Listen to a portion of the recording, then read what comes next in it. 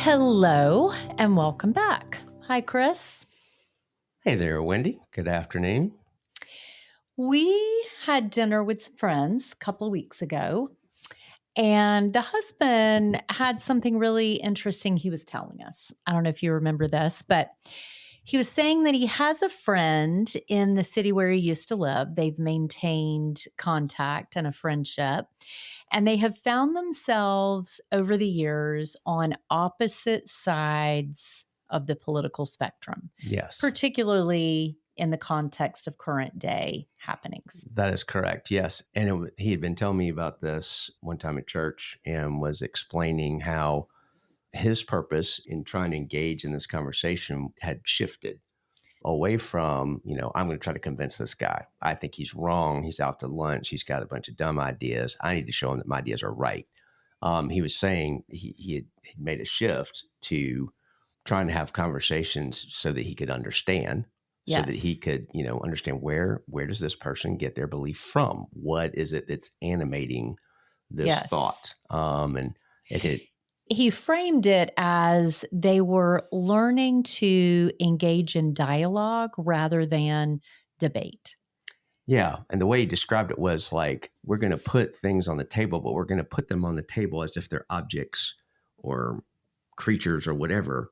And we're going to be interested in like, where did that come from? What is it that, leads you to believe that? Let's pick them up. If something's put on the table, it's not, I'm going to chop it in half. I'm going to show you it's stupid. It shouldn't be here. Rather, let's be interested. Let's look at this and see what we can learn by talking about it together. And the interesting part is they've had a very sustained ability to stay in dialogue because of that shift. Like you don't hear a lot of people who can have good conversations these days across political divides. It happens in families too. Yeah.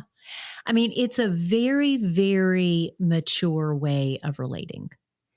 And it made us think that this type of pitfall is there everywhere. It's in marriages, it's in friendships, it's in families, particularly when you're dealing with adults, whether adult children or other relatives in our extended families. But who's right and who's wrong? And do I have to tolerate, or is my job to convince and persuade? And we just realized this is kind of an epidemic in relationships. It is. And I'm even seeing it a lot. And so it's been on my mind a lot in my work as a mediator and my work with couples who are separating and divorcing, and how that spirit, that instinct to prove what's right and that somebody has to be right and is right, even endures often for both people in a couple that's separating, or sometimes it's one, not other, and sometimes it's my client.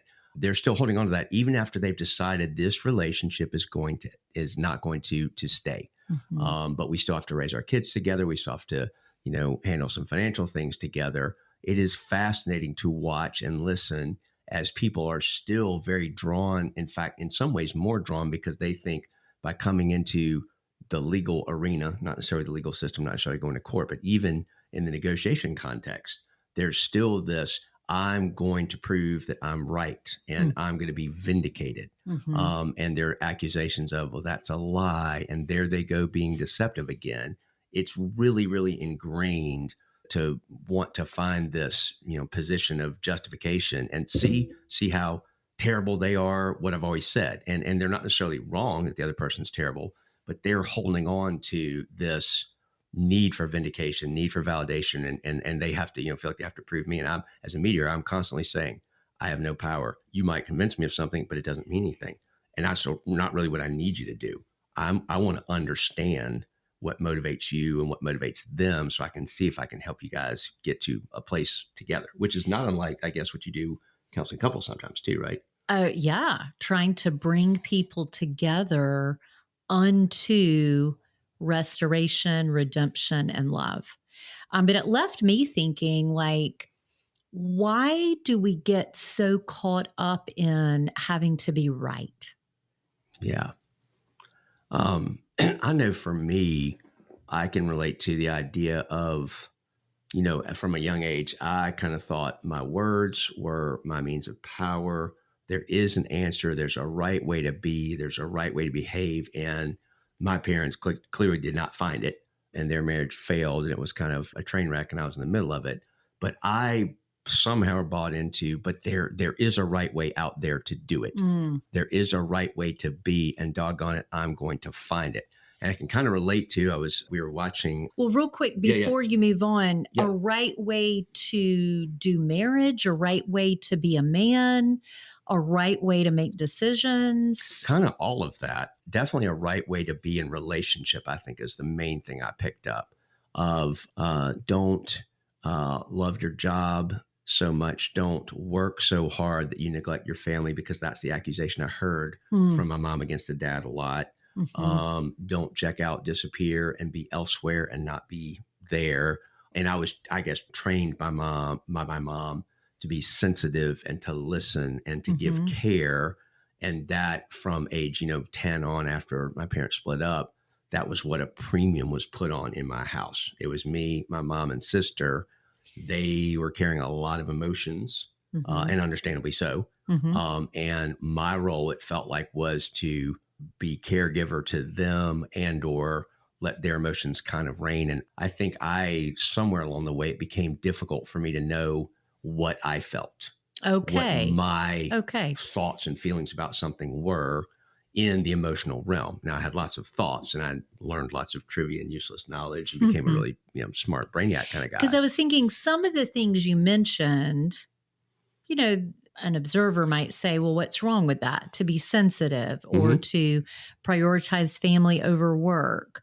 Where do you think the breakdown came for you? Part of the breakdown was running into situations where I thought, well, I'm doing the right thing. I've read the book.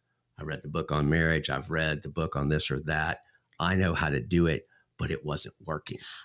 It didn't deliver what I thought it was going to deliver. The being right didn't come with a guarantee. That's right. And it's painful. It both, I would say, operated on a relational level, like as between us, and then just on how I engage with the world level. It's amazing that you were attracted to me and we got in a relationship, but I was kind of a know-it-all. And I did value thinking I was the smartest person in the room. So I would dazzle with my knowledge of trivia or facts or whatever, my logical reasoning.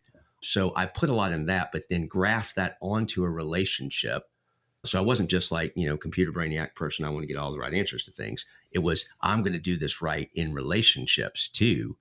And that made it, I would imagine, difficult to be in relationship with me sometimes. Can you speak to that?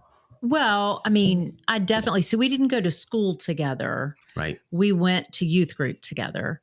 So I didn't know that side of you in the classroom that had to excel. Right. But I knew the part of you that needed to know the answer to the thing. Yes. And it was off-putting to me, partly, I think, because I never thought I knew the right answer to the thing. And so it made me feel inferior. But I also had a lot of formative experiences where other people had used their knowledge as power over me. Yes. And so I think I went more the route of playful, not flighty as in an airhead. That's not how I carried myself, but more playful, like, oh, I don't know. Does it really matter? And so I think that we bumped up against each other in that way. Yeah, because you were super intelligent, very thoughtful, but you had a whole different approach to, winning the game of grades and testing and all that. Right. It was not a game worth playing. Now you liked, you've got that sort of competitive side. I think, it comes out some playing games where you like to sort of, one up or whatever. Right. But when you bring it to our relationship, when we would have arguments as a young couple, and we didn't have any, that's the other thing. We went from being best friends to dating and dating long distance. And we never had any normal, we're together in the same place. Right. So we didn't have to do ordinary life and figure out, hey, how do you fit in my world when we are here 7 days a week in the same town? Right. We had zero of that normal experience when we got married. So then in the first several years, especially, we're like trying to adjust to how much priority do I give you Yeah. when you are in my world all the time, Yeah. not you show up on the weekend and everything, revolves around you Right. one way or the other. Right. Yep. And so our expectations of how we spent time, of how we organized leisure time, of how we organized anything, do anything, be productive, we had nothing to work with, no experience. And then we had, turns out, these very different expectations. Yep.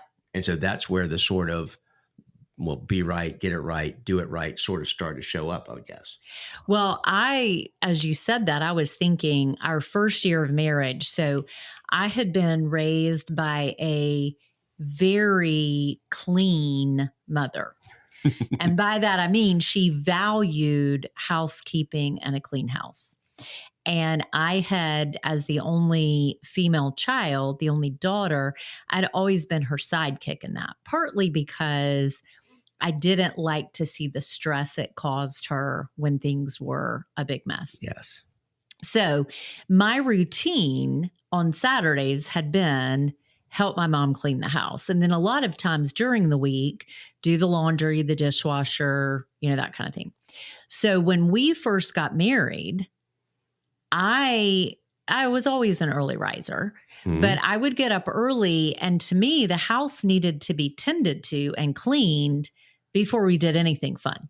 Yes. And that was you had a different way of being. Very different in my house. It was rare if anybody stirred at my house before 11 or 12 on a Saturday. We were all sleeping in late. We'd probably individually or sometimes collectively stayed up too late watching TV most of the time. We're doing something, maybe being out. But Saturdays were, laziness. I mean, not laziness, but just no activity. Well, see, my self-righteousness did label it as lazy. Okay, that's fair. You didn't and quite know so what to do with it. I did not. I was like still in bed. It's 9:30, it's 10, it's 10:30, it's 11. And by the way, when you get up, we're doing nothing before the house is cleaned. So Yes. I had a way that seemed, as scripture would say, right to a man, or in this case, a woman. Yes. And so I felt as if it needed to be done this way because we needed to be good stewards of what we had, and we needed to be mature and take care of things and live an orderly life. And there's nothing that was wrong with that. Right. But I very much attached I'm right and you're wrong / lazy. And my thought process was I have kind of two thoughts, I think, that I went with that. One was, I was like, we'll get it done. Like, you clean up when company's coming over, or if you, occasionally my mom would splurge or my grandma would give her some money and we would have a maid coming. And then we would have some people have laugh with other people about this. We cleaned up for the maid because we had to clean up. Because they can't do what you pay them to do. We had to get up to a baseline level so that they could do anything Yes. productive if they're just picking up my clothes and putting them in the hamper or whatever. So there was my attitude was, we'll get it done and let's have our fun first, because that might not happen. And that would be the more important thing. That was sort of a little bit how I operated. And then the other part was, I think a part of me started to, okay, she takes this really seriously. I guess it doesn't matter that much to me. Again, I decide I don't care that much, or it's not worth a fight. I'll mold. And I'm like, well, the whole world usually, most of the world gets up earlier and does things like this. So I tried to play the game and come your way. And okay, you can choose what we do. And what I didn't do, though, is bring enough. Here's what I think. Here's what I feel. Can we do this differently? Like, I didn't have a way to. I'm not sure if I went into fawn mode, but I definitely was going to be accommodating with most of that until I'd reached some sort of boiling point. And then all of a sudden, I'm bursting out with some upsetness that I hadn't really communicated, and I don't even know where it came from. Right. And then I would feel abandoned, left alone, because suddenly now you're angry, and this is the way we've always done it. And I am terrified of being angry, because I saw destructive anger in my home was the main thing I saw. That was my worst nightmare. So that sort of drove me even further to find the right answer. How do I not be this angry person? How do I learn communication techniques? How do we read enough books on marriage? I did go on a quest to kind of fix it. I would say a lot. And we've talked about that, I think, in other episodes of that desire to fix us and fix the relationship dynamic became a big driver for me. Well, and that sort of implies there was a right way to solve the problem or Yes. fix things, and you would find it. Yes. Part of the reason we're thinking about this on this level too is we've recently, and we know we're 5 years behind perhaps, but we recently binged The Good Place. Yes. Which is a show that I'd watched once before. Our kids had actually recommended, and we'd heard good things about it. And I think I got into it 2 or 3 years ago when one of the creators of the show came and spoke at Wake Forest, and one of their programs they had there. And I was intrigued by that and went up and heard this guy speak. And he's behind it's a guy named Michael Schur, who's behind Parks and Recreation, Brooklyn Nine-Nine, a lot of different shows that people love. But anyway, I watched it once through. I've been trying to persuade you to watch it. You were kind of resistant. I thought it was dumb. I had seen one episode and something about it I was committed that it was beneath me. I don't know. It's like a lot of shows, it takes a while to find its real footing, its real connection. Maybe 3 episodes in, and we're not going to say it's a Christian show. It's a thought-provoking show. Yes. About what it means to be good, what it means to evolve from self-centered to other-centered. What do we think about the afterlife and why? It's not a prescriptive what to believe. But it's very thought-provoking and it's very entertaining. Yeah, it raises the question really well of, are humans judged? How are we judged? If so, what does that mean? What does it mean for how we live? There's a lot of, you will not find another show that has as much explicit discussion of like Immanuel Kant and Hobbes and Hume and like philosophers. That's a whole kind of running thread. And that makes it sound more boring than it is, but I promise it's done in a clever way. But what we were thinking about was there are a couple of truths that they really get right, that they really represent well. And one is this idea that man has goodness, that we as humans do have the ability to change. I mean, in Christianity, we call it the Imago Dei. The image of God is on us. Yes, we're fallen. That's true. But before that's true, we're creating God's image. We reflect God and we have agency. We have the fall, which they depict a fallen world without saying it happened because of Adam and Eve or anything like that. They're like, isn't humanity really messed up? Isn't it difficult for people to behave well? And don't people tend towards lowest common denominator type behavior? But behind all of this, there's this underlying, but we have the ability to change. And then they also, I'd say the second thing that they get really well is one thing that affects our ability to change for the better is trauma, family of origin, things that have happened to us and things that we've experienced. And they don't go into neuroscience at all, but we know now from neuroscience that those things wire our brains. Talk a little bit about that, Wendy, kind of the connection of those formative experience that you and I have just kind of alluded to a little bit and what's going on in the brain as that kind of thing happens. Yeah. So first of all, I would say that God literally hardwired us,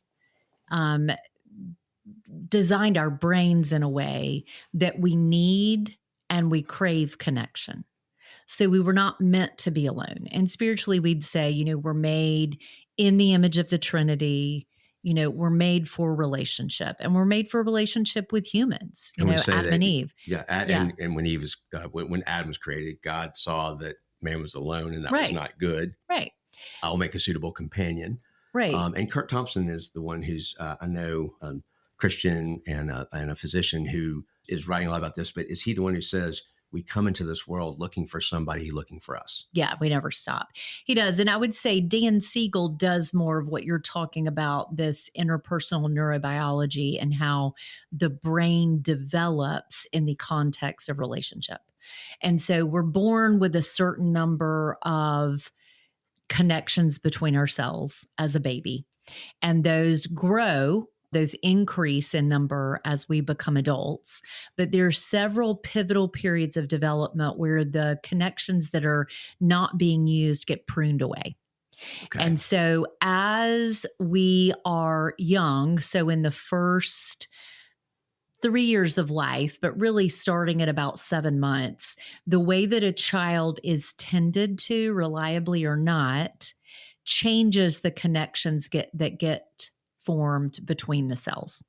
And so, for instance, the bonding chemicals like dopamine and oxytocin, we develop receptors for those the more of a secure relationship that we're in, and the more that we feel loved and we feel safe and soothed when we are dysregulated. And so it's fascinating to me how neuroscience is you can say confirming scripture or catching Mm-hmm. up with it, or they're catching up with each other.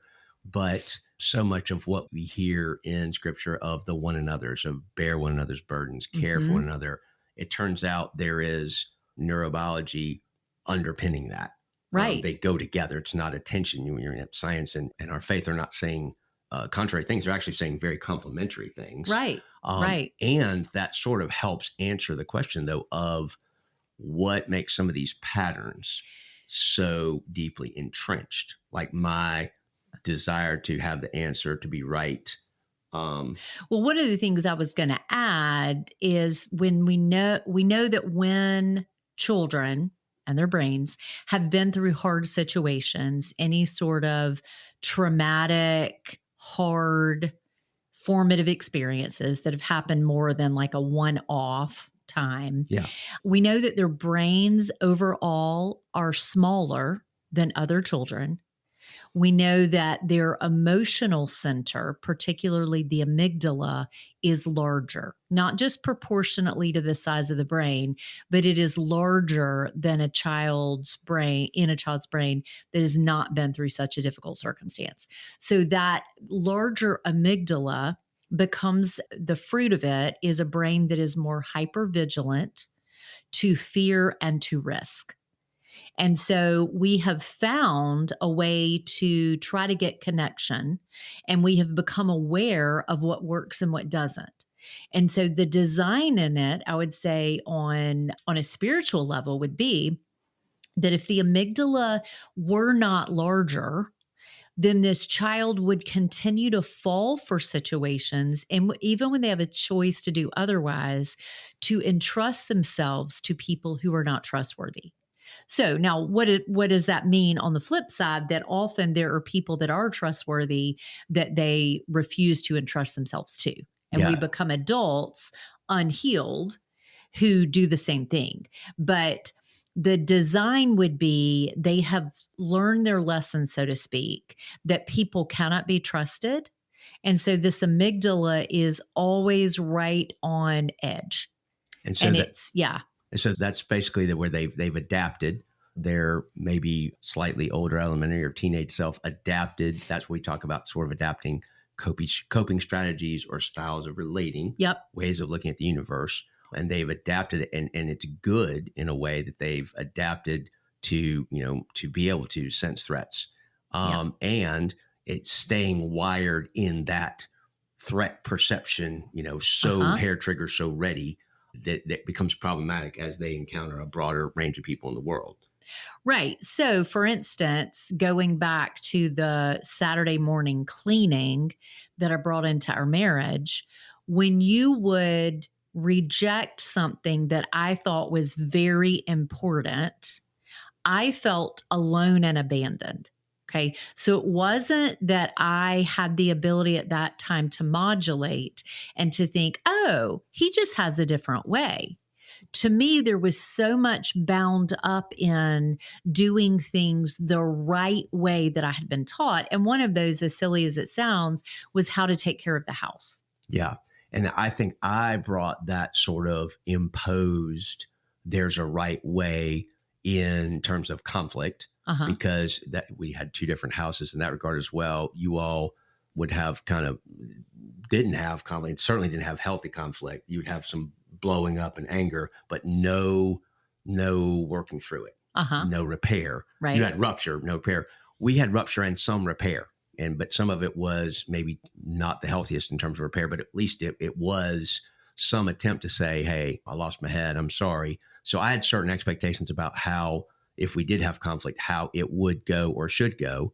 And that's where I could get heavy handed and like, you're not doing it right, and Yes. shame you and blow up and use more words to try to persuade you, hey, there's a right way and you're not doing it.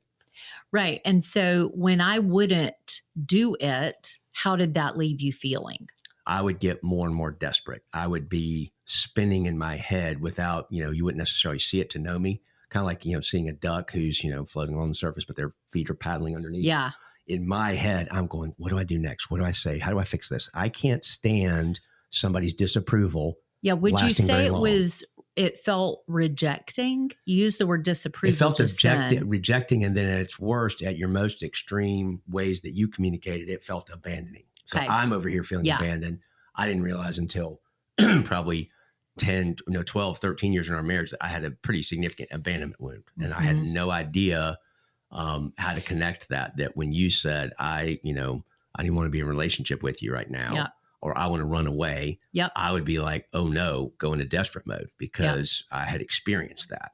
And I didn't even know that level of desperation was operating below the surface.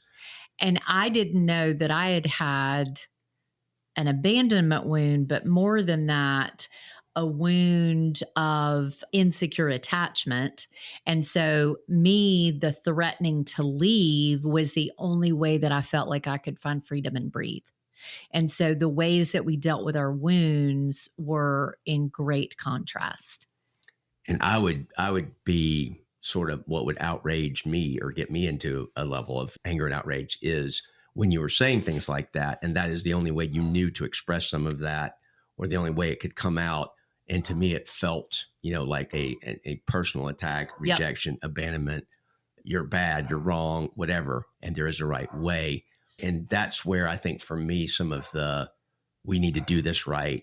And it wasn't just, I need to do it right. I put a lot on you. You need to do it right. And you're not doing it right. And that you were feeling that. Okay. I like what you just said. It intrigued me. You took it very personally. I think this is what we do often with conflict, not just you and me, but I see this a lot. We take another person's behavior, perspective, commitment of how they're going to proceed with their life as a personal affront. Yeah, you're saying something about me and everything I hold dear. And that was a long time before we could even, only with some help, get a category for, hey, the other person's expressing this and feeling this a certain way. And some of that actually isn't about you. It's not directed at you, and they don't even know that you're experiencing it that way. Well, and I go back to our friend from dinner who said he and his old friend are learning to dialogue, not debate. Yes. And so I'm thinking about that, like, why is it such a personal affront if you want to view something differently, you believe something differently, you behave differently, feel different things? Why do you think that is such an insult? Yeah, we've been thinking about this a lot lately. The idea of, and I think about a lot as a conflict resolution expert, as a mediator, collaborative lawyer. I am constantly, and when people come to me, they want me to be their champion, their soldier. Go prove that I'm right. Go show what a lousy person the other person is, or how terrible they were, or why my way is right. And because of my training as a mediator and conflict resolver, I am resistant to that. I want to say, oh my gosh, my friend, you are on this pinwheel or this merry-go-round that's never going to win. You all are never going to convince the other person that you're right. And you may or may not convince a judge that you're right. Or by the time both of you keep arguing so much to say the other person is terrible and not being truthful, guess what? The judge ain't going to like either of you. And so this quest for, I will be vindicated, I will be found to be right. I now recognize it in my older self as futile. But in the throes of it, I think it was a threat to my ability to know that I understand the world, and me understanding the world was really important. Like, I've got a way to figure out the world, and this is part of it. So it's that certainty, right? Like, yes. I saw somebody the other day and they had written, I'm in recovery from the addiction to being certain about everything. And so none of us like to lose. We like to be right. We like to, quote, win. But why? I was thinking too, Bono has a great lyric in one song from, I think it's from, I forget which album it's from, but it's I'm trying to get over certainty, basically. And then he says, "Stop helping God across the road like a little old lady." Oh, like wow. I have to show up for God and make sure that He is vindicated by proving the rectitude of my position of everything. That's a pretty powerful line. It is. It is. It's very interesting. And there's the old story of that we've heard many times of Saint Teresa or of Mother Teresa, and the famous journalist goes over and is talking to her and is talking about his doubt. And I was like, "Pray that I'll have certainty." She says, "No, I'm not going to do that. I will pray that you will have faith or something that I think it's that you'll have faith, that you'll feel loved." Yeah, but you're not going to get certainty, and I'm not going to give you that. But there's something about, and I remember hearing a podcast by Adam Young that just nailed me on this, where he said, basically, if you've had trauma, if you've had this, an unstable home environment, and it doesn't take much, it doesn't take, I had good care compared, especially to other people that I know. I had good care also, but I had this mix of good care and also really bad care where I was parentified early and I had to be the man of the house and be in charge. This whole mix of things where that has happened. And memory, because of that, is fragmented. There's a craving for certainty. There's a craving for some unifying theory or answer or doctrine or something that will make this all good and right. And anything that smacks of that or offers that feels like water to the parched soul. Well, and this to me takes me straight into spirituality, to my Christian faith. Like, what do I do with God, either when what I'm so sure I'm right about believing or doing doesn't produce the results I long for? Yes. Or what do I do with people who seem to interpret him differently? And before we go down the spiritual road too much, I want to come back to The Good Place, because I think The Good Place illustrates this so beautifully with a couple of the main characters.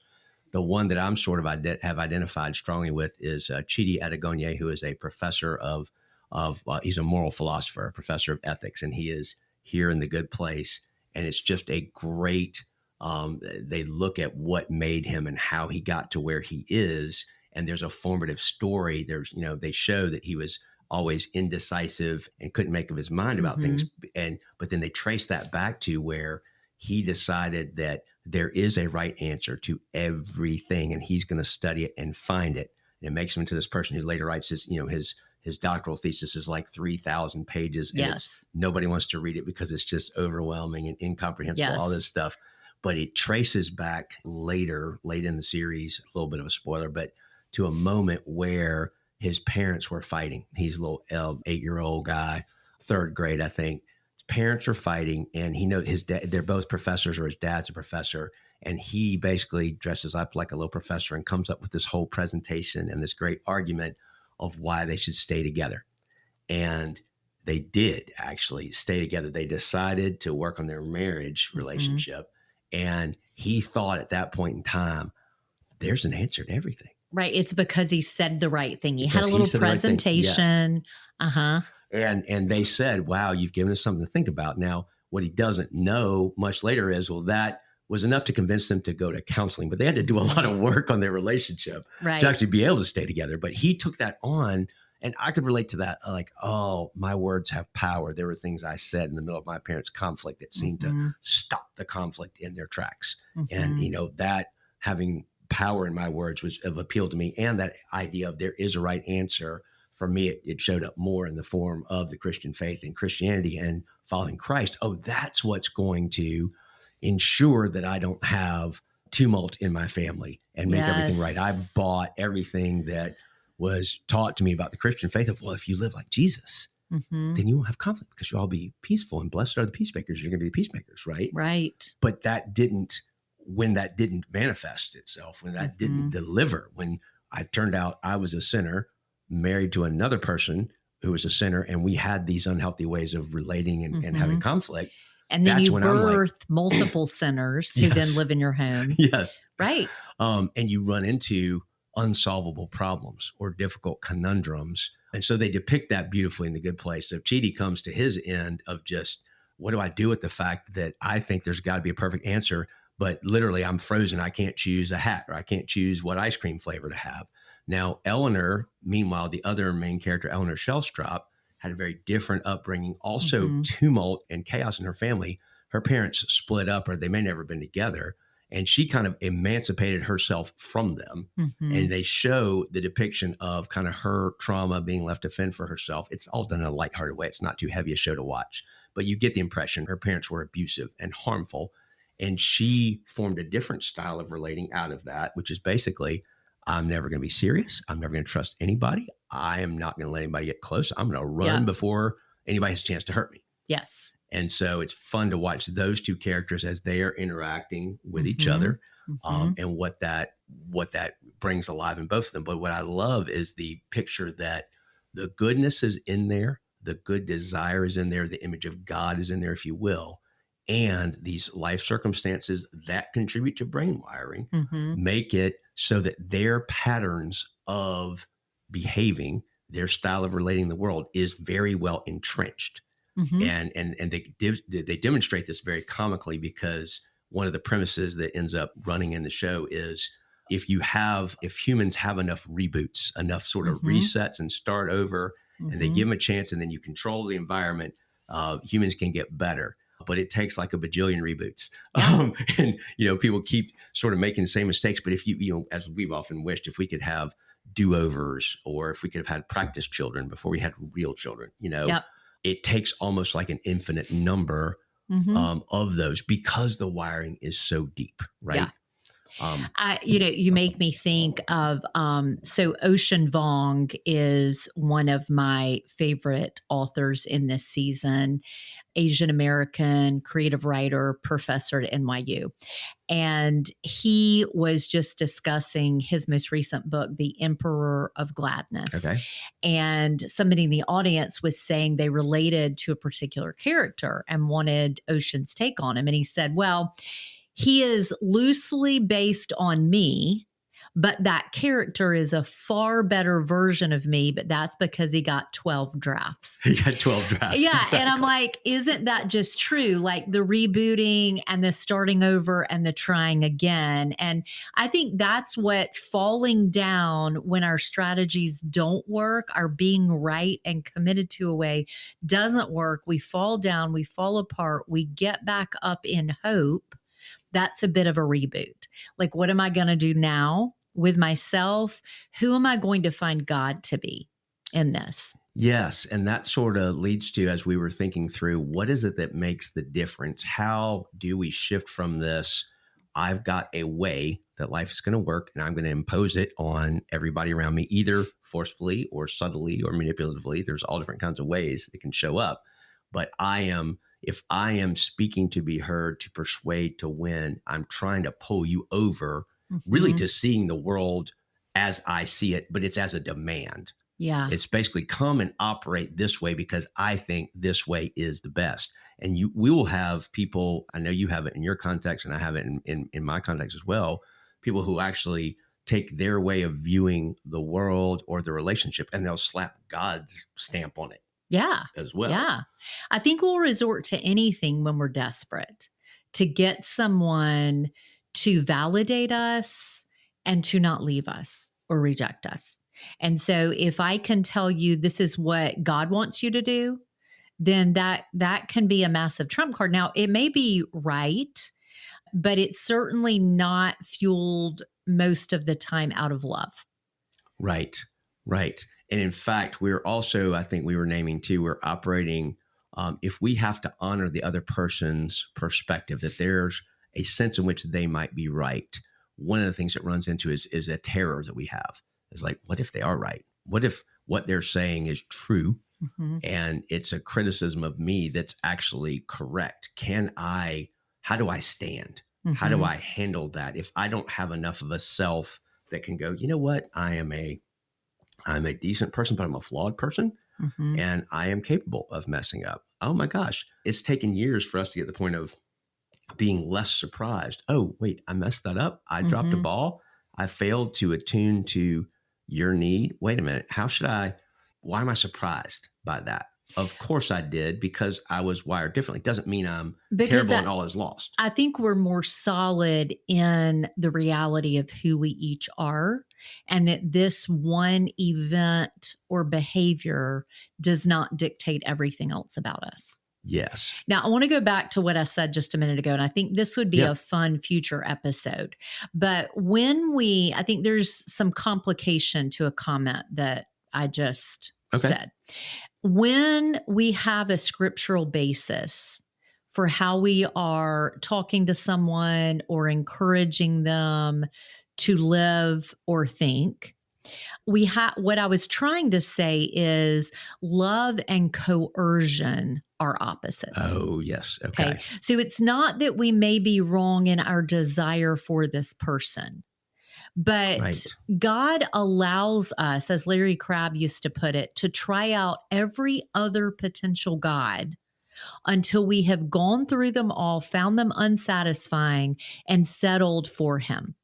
Okay. And so I think that is the nature of imitating His love.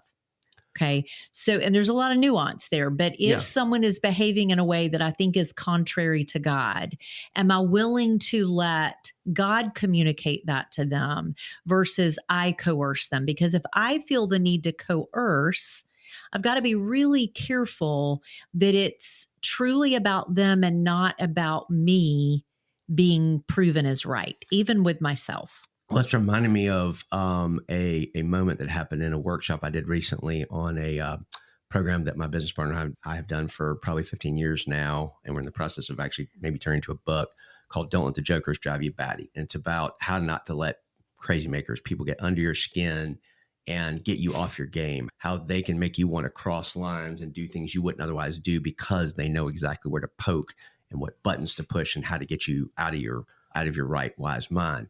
And this one guy was saying, we were asking people, what are your thoughts? What are your suggestions for how to deal with these jokers, these difficult people we run into? And this one guy's like, know your case so well and know the facts so well that you have the answer for every argument they give. And I said, well, yeah, I am not against knowing the facts and knowing everything well, but I would suggest that if you are still thinking you know it so well that you're going to disprove them, that you're going to prove them wrong, you're still playing their game. You're still in that realm of, oh yeah, you got this. Well, I got this. And you're actually feeding the frenzy. You're actually feeding they love the drama. They love the conflict. And something else you and I talked about. There are people who, and sometimes in our dysregulated state, we would settle for a fight instead of true intimacy. Like, at least if you're fighting with me, I've got your attention and you're not somewhere else. And sometimes that feels good enough.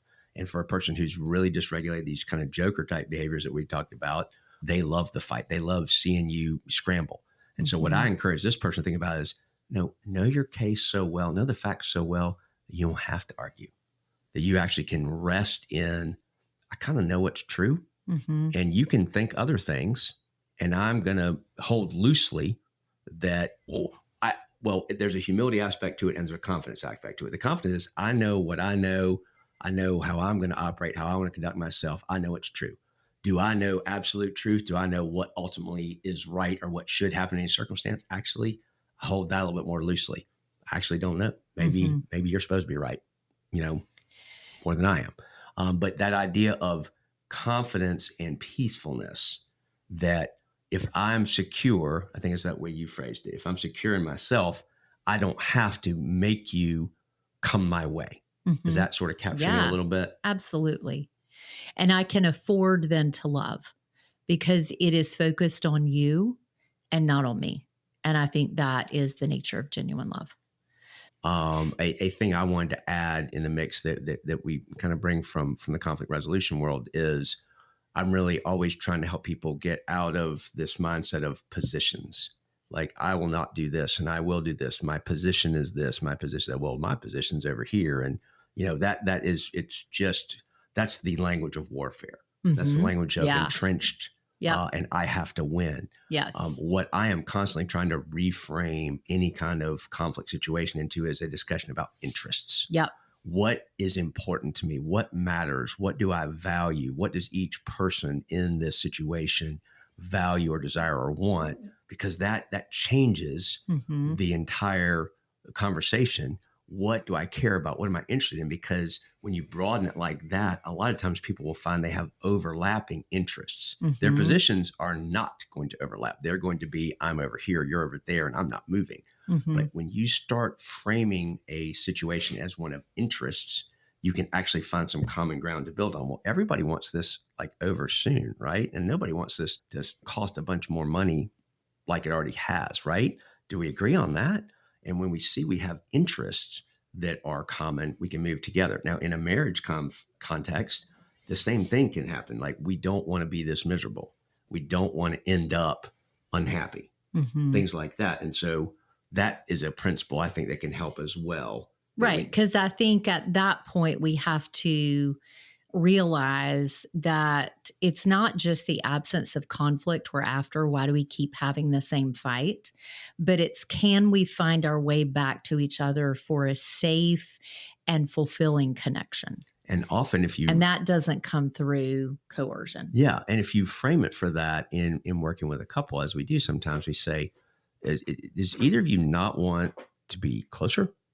Isn't intimacy something that you want? Maybe there's a lot of hurt and somebody's like, I'm not sure. And therefore a lot of fear. Right? Yes. And so there may be fear around it, but at the core, there is a desire that you can kind of build on and say, we both want to feel closer, not farther apart after we discuss something like that.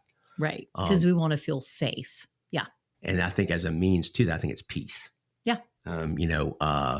The posture of curiosity and openness to another person's perspective and awareness. Oh, it's going to be different, but I might learn something. That's a more peaceful posture than that internally, driven like, no, somebody's wrong.